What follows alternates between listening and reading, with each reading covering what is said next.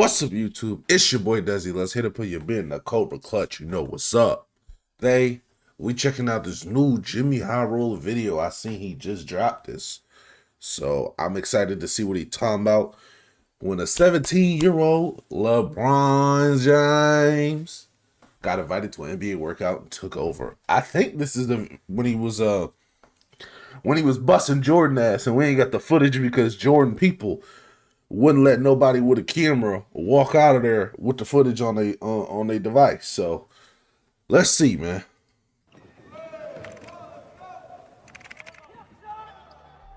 In the spring of 1995, the Philadelphia 76ers were getting word about a local high school player that was creating buzz around the city, a son of a former pro whose game already looked NBA ready before he even finished his junior season. 76ers head coach at the time, John Lucas, was so enamored by the kid that after watching him play just a single game, Lucas invited the kid to participate in a workout with the 76ers. At the workout, the kid did not disappoint. The 16-year-old phenom handing out buckets to 76ers rookie Jerry Stackhouse and showing that his game was NBA ready despite just finishing his junior season in high school. Soon enough, everyone knew about the high school kid and his infamous practice with an NBA team. Fast forward 1 year to the 96 NBA draft, and the 76ers never got their hands on that kid from the workout. Instead, they went with college superstar Allen Iverson first overall in the 96 draft. The kid from Philly ended up getting picked a little later in the draft and eventually did pretty well for himself with another organization. His name was Kobe Bryant. But you can't be mad with AI though. It was John Lucas who saw his potential and gave him the opportunity to prove his game against NBA talent. And John Lucas was known for this, sending out invites to scrimmages and workouts to up-and-coming players, high school kids looking to work on their game. But 7 years after his workout with Kobe, Lucas would invite another local high school player out to an NBA practice. An invite that would lead to a suspension, cost his team a hefty fine, but introduced them to the future of their organization long before he even wore an NBA jersey. What? He got punished? Fined the Cleveland Cavaliers $150,000 and suspended head coach John Lucas for the first 2 games of next season. That after the team invited the nation's top high school player LeBron James to a workout last week. Under league rules, teams cannot have contact with players who aren't eligible for the draft. James, high school junior, won't be eligible until next year. Yeah. Oh, was this the workout?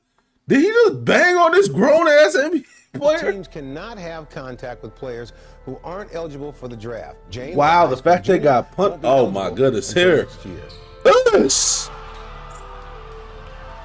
Shit. So this ain't the Jordan thing then. Today's video is sponsored by SeatGeek. Hey, shout out SeatGeek, yo. Y'all use Jimmy 10, bro. Get y'all tickets from Jimmy High Roller. The Cavs might not care, but I'm sure the Nuggets are smiling today as both teams now have a chance for gold in the NBA draft. And that gold, LeBron James. But is the 18-year-old from Akron the GOATs, the savior? We have better players than him in his position already on our team, though. Oh, I remember these niggas were some hating ass niggas.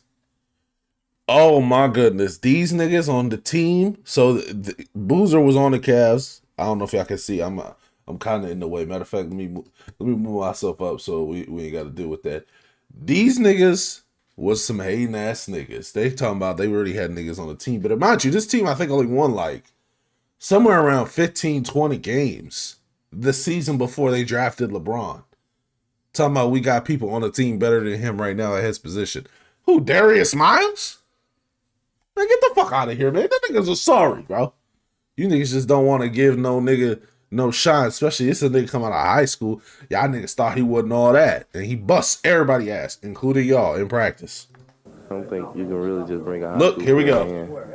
And really just think your team gonna really turn around like that. If he come, you know what I'm saying, he can just hop on our bandwagon and hopefully we can do something. Yeah, 15-win I've bandwagon. seen these clips before. Cavaliers players being asked what they thought about the idea of drafting a local ultra-hyped high school kid back in 2003. The Cavaliers hadn't even won the draft lottery yet. Ricky Davis was a wild nigga in the league. Look, 17 wins. The players were clearly not trying to hear about some kid that was prophesized to be their savior. They were not. I ain't heard that name in a minute. But you see, the only thing is, they never needed to buy the hype because they didn't just know about the up-and-coming superstar kid from Akron. They already played against him a year before these interviews, becoming superstar kid from Akron. They already played against him. Did he take the rim off? They didn't just know about the up-and-coming superstar kid from Akron. They already... Oh, we ain't never seen this.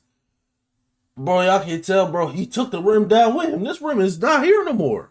He played against him a year before these interviews. I know LeBron broke a backboard before. Found out what we would all soon know. LeBron was better than all of them.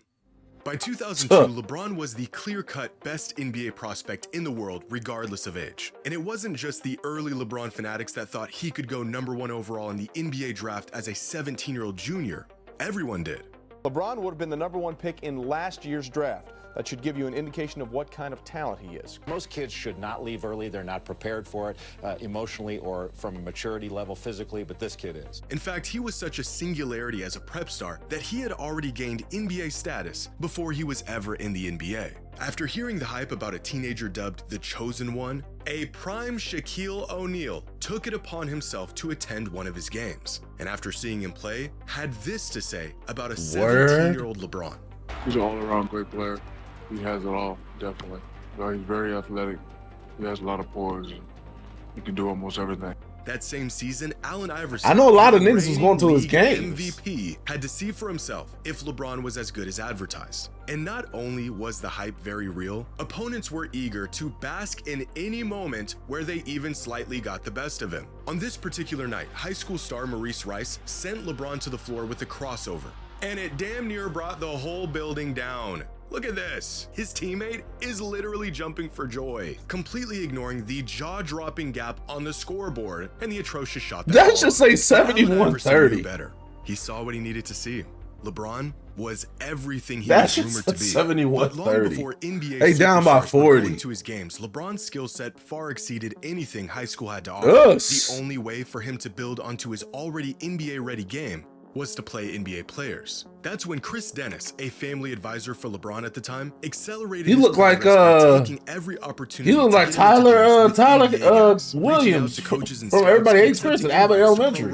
Getting LeBron as much exposure as he did his progress by taking every Chris Dennis, a he showed dude. Look at his stat. Accelerated his progress by taking every opportunity to get him into gyms with NBA guys, reaching out to coaches and scouts and accepting invites to pro runs, getting LeBron as much exposure as he could to the top basketball talent in the world. A plan that Chris put into motion when LeBron was just 15 years old. As LeBron got better, the invites came rolling in. In 2001, a 16-year-old LeBron was invited to a workout with a group of pros. Among those on the court that day included NBA players like Antoine Walker, Jerry Stackhouse, Michael Finley, and a rookie Ron Artest. When LeBron entered the gym that day, none of these guys. Oh, this is the one with Jordan. This is the one I was talking about at the beginning of the video. By the time he left, everyone knew who LeBron was. Antoine Walker, Michael Finley, Jerry Stackhouse, they was all up in the building. So he's coming into the gym. I'm like, all right, cool, I want to see what he got. And he was cooking. Like, he was 15 or 16, posting, frying getting to the basket. And I'm like, this is going to be a huge issue. That's also that was from that game. Right away. Yeah, God. He could have won pro right then, honestly. Yeah, really. 100%. Quickly, the legend of LeBron James spread not just around households across the country, but in NBA locker rooms. More players best high school player in action for themselves. He showed up to pro runs, and the results were always the same. The kid was already good enough to play in the NBA. That same year, LeBron was invited to a workout that included Penny Hardaway and Michael Jordan. This the one 2 hours later, skeptics had turned into believers. I heard from an NBA source that this summer when he worked out with Michael Jordan that the two best players in the gym were Penny Hardaway and LeBron James. The description NBA players were giving to a high school LeBron, unguardable. A young LeBron was in there. When LeBron was a sophomore, Antoine brought him that time. Oh, that's what happened? He was a sophomore. That's when he had the glasses still then, the little joints that go around his neck. He was cooking. Nobody can guard him, LeBron James. They couldn't guard him. I'm like, I'm getting embarrassed. He's embarrassing us. My first All-Star game in Philly. And, we in the locker room and, we talking to reporters and they was like, man, have y'all heard of this kid? The chatter was like, have you heard of this kid named LeBron James? Man, this kid he a high school phenom. He's so good, he could probably start in this All-Star game. And I was like, so I sat up and was like, what? This kid, I had to really sit up and say, it's a kid up in high school this good. And I saw a lot of NBA guys was going out, flying out to see this play. Celebrities, Jay-Z. rappers, Jay-Z and all them going out to see him play. You want to know, was he really as unguardable as he say he was? Yes. We wanted to see what he had, what he could do. It was a 3-on-2. We thought he was going to pass, and it was like in slow motion. The just took off. That's incredible. Yeah. I mean, for a 16, 17-year-old kid to come in and do something like that. Man. We knew that he was going to be that in the NBA. We knew that. After spending the last 2 years Get that shit out against of the here. best players in the world and proving very clearly that he was not only an NBA talent, but that he was more than ready for the league, LeBron made an attempt to enter the NBA draft at just 17 years old following his junior season in high school. Scouts and analysts knew that if the jump were possible, LeBron would be the consensus number The first one junior to ever get 2002 NBA draft, declared for the despite draft? not even playing his God senior damn. season. The verdict was out, and the kid was ready. However, the NBA was not. Unfortunately, a jump to the league was not possible according to the NBA's eligibility rules, which stated an athlete must complete high school before becoming eligible for the NBA draft. LeBron's response to the rejection? You know, golfers come out, you know, they start young, you know, that's how it is. But you know, life is not fair. So you just gotta live with life and you just gotta be patient. I've been patient this long, I can be patient for another year. The kid was playing in NBA runs. He was beating up on NBA players, but he couldn't play in the NBA. But he could still do the next best thing. Go stupid in high school. As Peter Vesey first reported yesterday, the league has fined the Cleveland Cavaliers $150,000 and suspended head coach John Lucas for the first 2 games of next season. After the team. Do y'all think he had to convince? Do y'all think he had to convince John Lucas, or like, do you think it was a conversation at all? Or do you think that John Lucas came to this nigga, Bron, and was like, hey, yo, bro, we want to see what you got? Honestly, bro, I don't think Bron had to say nothing. I think that the Cavs knew the punishment, knew what could potentially happen, and even still, they were like, we want to see this kid. We will pay the $100,000. We'll take whatever punishment just to get him in the building so we can see him in person. Because he coming up in the draft, we know we trash. We the worst team, or one of the second worst team in the league. We might have a real chance of getting this dude. They talking about this dude as a generational player. We'll take whatever punishment just to get him in the building and see what's going on. That is crazy to think about. These niggas were willing to accept whatever punishment just to see with their own eyes, to witness. Invited the nation's top high school player, LeBron James, to a workout last week. Under league rules, teams can shout out my Rashad, bro. Players who aren't eligible for the draft. One of the goats. Him and Stuart Scott. Those are my NBA media goats. Next year. Coming up next, we'll have more on the.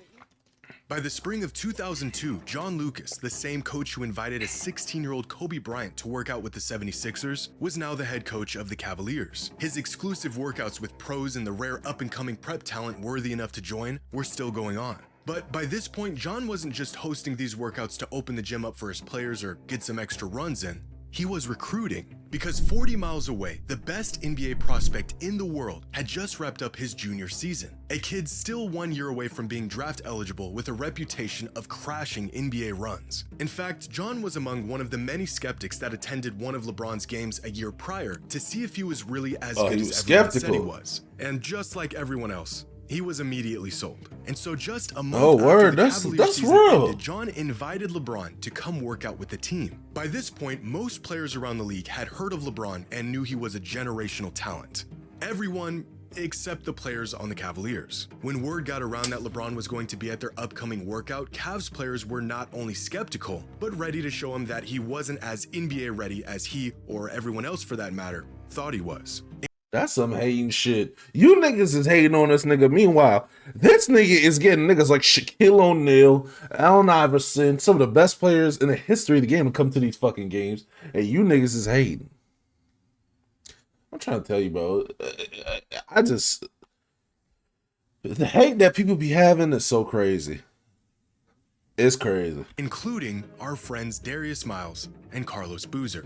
When LeBron showed up the day of the workout, initially their skepticism seemed to be right. He got off to a slow start, wasn't really making an impact on games, deferring to other players, playing like a kid just happy to be a part of the run. Keith Smart, the Cavaliers' assistant coach at the time, recalls LeBron just blending in with the guys. One player who was a part of the workout said they weren't even passing him the ball. But LeBron was not invited to this workout to blend in. Leading up to that day, John Lucas was going around telling people that this kid was better than Kobe was in their workout 7 years earlier. But 2 games in, LeBron's performance wasn't matching the hype. As far as the Cavs players were concerned, this kid was in over his head and not nearly ready to play against real NBA competition. But Lucas had other plans. After going through the motions for the first 2 games, Lucas called LeBron over and called him out, saying, quote, "So you don't want to play with the big boys? You're gonna live off all those damn accolades? You ain't ready." What happened next was described by Johnny Clark, who was at the workout and worked in player development for the Cavs at the time, as a switch flipping in LeBron's head. He heard Lucas loud and clear, and by the end of the workout, the Cavaliers had all the answers they needed. He scored all the points. Hey, oh, he did.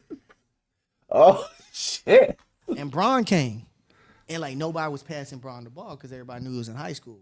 And we was all like not passing the ball. My dad like stopped practice. Like, hey, y'all little back, get him the ball. He the best one on the court. I was just like disgusted. I was like, man, here, like threw the ball to him like he ain't gonna do nothing with it, so we'll get it right back. Hey, bro, you make a move. So now you got Chris Mims, Sagana Diop, Carlos Boozer. The whole Cavs team, by the way. Man, this man goes underneath the rim, reversing, throws it in without looking at the rim. Man, he got to put ball every possession after that. Because it was unbelievable. He's like, what else can you? You know, we hear about LeBron. We saw him play a couple times in high school, and he looks terrific against the high school competition. So you're like, oh, he's going to be able to play and compete. We get him on campus to get him to practice.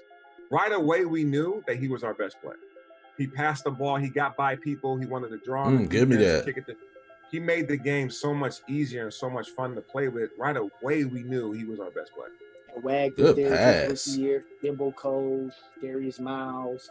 But when you jump him outside the paint, it was Sagana and it was either Chris Mims. No, it was Sagana and Carlos Boozer went up to try to block it.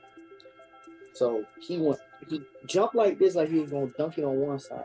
He went underneath the goal and dunked it back without touching the rim. Just threw it in and just kept running like it was nothing. What the rest is history after that. After getting called out by John Lucas, LeBron proceeded to spend the rest of the workout walking down everyone in the gym, scoring, quote, all the points, making all the assists, and taking over the workout. As Johnny Clark put it, "I'm glad I was here to see this, because if I heard from someone telling me what he was doing, I wouldn't have believed them." In fact, every single Cavs player in the gym that day couldn't believe what they were witnessing. Former Cavs player Bryant Stith was so enamored by what he saw that day, he went home. Former Cavs. That's a weak ass mustache. Oh, God damn, that mustache is terrible. This is like the Tyler Perry movie villain mustache right here. This shit trash. Ah, damn. Player Bryant Stith was so enamored by what he saw that day, he went home that night and called his high school coach to tell him he just saw the next NBA superstar, John Lucas III, son of the Cavaliers coach. Now. And yes, this John Lucas was a college player at the time. I seen him talk about that, bro. He was not lying when he said he gonna be in the Hall of Fame. That move right there, when he dunked over him like that, he gonna be in the Hall of Fame, bro. That's crazy to realize about yourself. You gonna be in the Hall of Fame, being on the opposite end of one of the best plays of the greatest player ever. That shit is crazy. Can you imagine that shit? Can you imagine that? Just like you made it to the NBA and your most known play is getting fucking embarrassed, like a Brandon Knight, man. And was also in attendance that day, and after the workout, made some calls of his own. Turns out, the Kobe comps were true. By the time everyone left the workout that day, there was no more doubt. They all realized the stories, the rumors, the Sports Illustrated cover. It was all true. LeBron was the chosen one, and he proved it. Which gives a whole new perspective on these interviews All of these guys had already played against LeBron a year before. Oh, this was after. They saw him, they went toe-to-toe against him, and they were blown away by how good he was. Carlos Boozer's comment about having better players at his position already on their roster is specifically odd because back in 2001, John Lucas himself said LeBron may have been better than the Cavs starting guard the first time he ever even saw him play, when he was just 16 years old. But you don't have to take my word for it. You can hear the words right from the mouth of our old friend, Darius Miles himself. Before the interview, before John Lucas told him about LeBron, and before their infamous workout. What do you say about the hype? Like Carlos Boozer, you heard his comments in the media. Yeah. And a lot of people saying that, you know, they had guys better than him. At the time, it was. Yeah. Like, that's not a, like. How y'all have niggas better than him? Y'all had 17 wins. Explain that. How you had niggas better than him and y'all record was 17 and 65? Who's better than him? Who?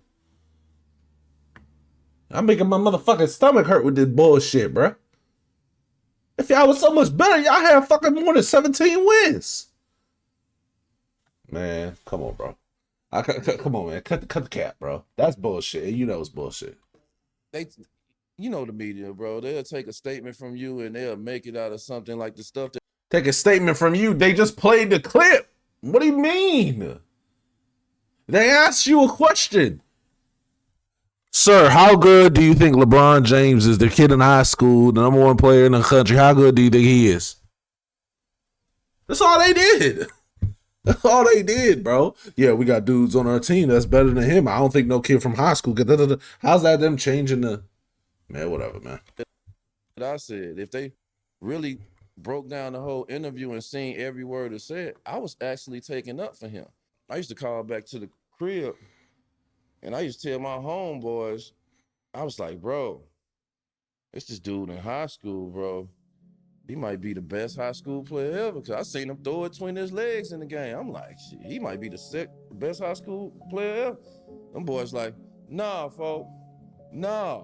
It can't, no, it can't. No, it ain't. He ain't better than you. I'm like, bro, I'm watching this dude. This dude is going through one. And it's looking effortless. East. And I'm arguing with my homeboys about him being better than me. And I'm calling them about him. Turns out, they knew all along.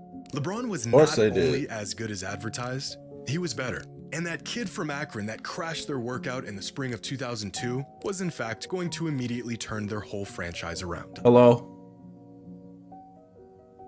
Niggas ain't number one shit without Bron. W video from Jimmy Hot Roller, bro. This shit was fantastic.